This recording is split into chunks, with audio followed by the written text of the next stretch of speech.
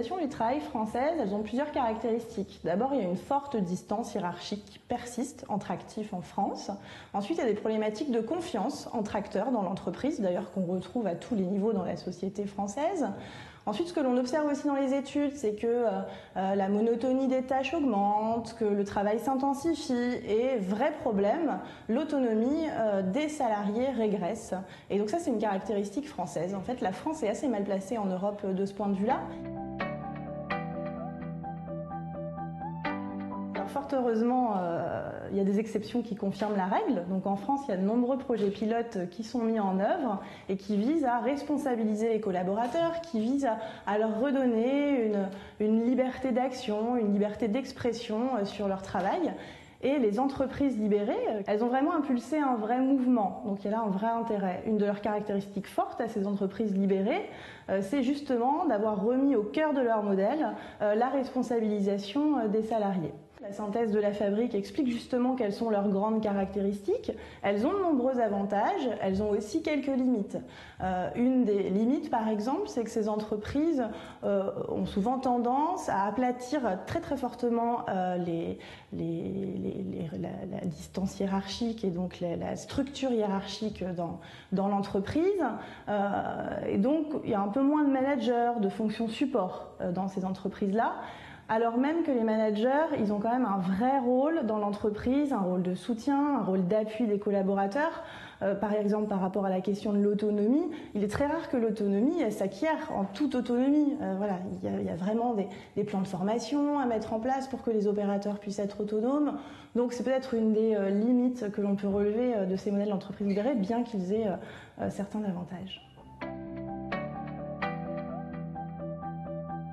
En ce moment, ce qu'on peut observer, c'est qu'il y a de nombreux grands groupes qui expérimentent des projets pilotes de responsabilisation. On peut citer par exemple le groupe Renault qui mène une expérimentation sur son site de Flins, qui là a pour objectif d'améliorer le dialogue autour du travail dans l'entreprise. Donc ça, c'est l'équipe du CNAM, l'équipe d'IFCLO qui s'occupe de cette expérimentation. Michelin aussi, d'ailleurs Michelin a popularisé le vocable, ce terme d'organisation responsabilisante, est très en avance sur ces questions de responsabilisation des salariés et des collaborateurs et des opérateurs dans ces usines. Il a un fonctionnement en îlot de production déjà depuis plusieurs années. Et puis on peut citer enfin Airbus, le site de Saint-Nazaire par exemple, qui depuis quelques mois a imaginé un nouveau fonctionnement sur son secteur A380, un fonctionnement en mini-usine avec des leaders de mini-usines et puis des managers qui ont un nouveau rôle d'appui à ces mini-usines. C'est que finalement, il y a trois grands leviers de l'autonomie. On peut observer que certaines entreprises ont redonné de l'autonomie aux collaborateurs en repartant de la tâche. C'est-à-dire, voilà, on peut être autonome sur sa tâche, sur son travail, sur la façon dont on a d'exécuter le travail. Il y a un deuxième niveau de l'autonomie, qui est l'autonomie au niveau de la coopération, de son environnement, du collectif de travail. Voilà, dans quelle mesure un individu est capable, avec son équipe, de proposer des améliorations, des process, des produits. Voilà. Donc ça, c'est le deuxième niveau d'autonomie. Il y a un troisième niveau d'autonomie, très important dans l'entreprise, c'est la gouvernance, qui interroge le rôle et la place du dialogue social, qui interroge la capacité qu'ont les salariés à pouvoir contribuer aux grandes décisions de l'entreprise. Donc ces trois niveaux d'autonomie, ils sont très intéressants, ils sont interreliés.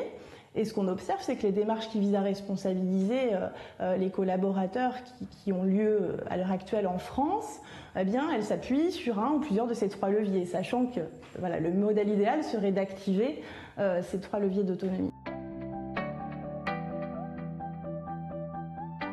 C'est vraiment pas anecdotique cette question de l'autonomie parce qu'on est aujourd'hui dans un monde qui bouge, il y a l'introduction des nouvelles technologies, il y a vraiment de réelles améliorations, un renouvellement des process de production, de la façon dont on produit, des biens, des services. Donc voilà, ce monde qui bouge, il demande de plus en plus de réactivité et d'autonomie et de responsabilisation. Donc il y a là un vrai enjeu et c'est aussi très intéressant parce que ça permet de dépasser un peu le débat autour du coût du travail, c'est-à-dire que là, le travail, dans ce cas-là, on le voit comme un vrai vecteur d'innovation, de créativité. C'est vraiment une façon de sortir par le haut de la crise économique que l'on traverse.